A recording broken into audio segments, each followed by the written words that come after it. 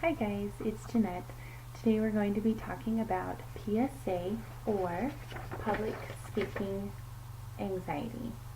It's when you feel nervous or anxious speaking in front of other people.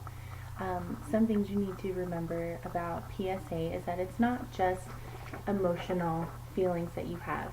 You can be nervous, you can be scared, anxious, worried, but it's not just emotional, it's also physical. Some of the physical signs that you can experience are rapid heart beating, erratic breathing, sweating, and just an overall feeling of being off.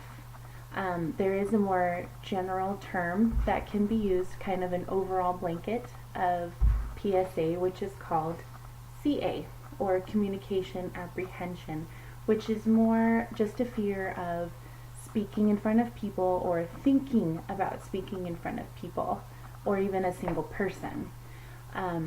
Although speaking does have quite a few positives, which would be meeting new people. You're able to change the world with your opinion if you can get it out there.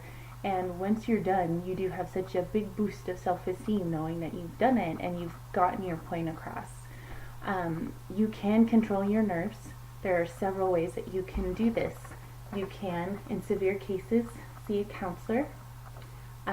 With less bothersome symptoms, just realize that it's normal to have these types of feelings when speaking in front of other people, and that sometimes it just helps you to do even better because you know that you'll need to practice, you know that you'll need to be prepared in order to get your point across and to get over these nerves, so you end up doing better than you would have normally. It also helps to be able to identify what's causing these triggers, these feelings of fear or anxiousness. For some people, it's having upsetting past experiences with speaking that didn't go as well as you had thought. Like having a previous speech and feeling like you messed it up.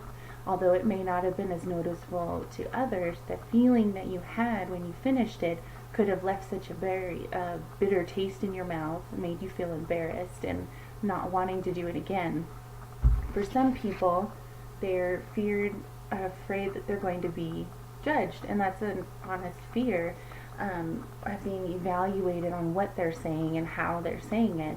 Although good critiques help to strengthen your public speaking skills overall, and honestly, most of the audiences want you to succeed. They want you to feel good. So those are things that you need to keep in mind as well.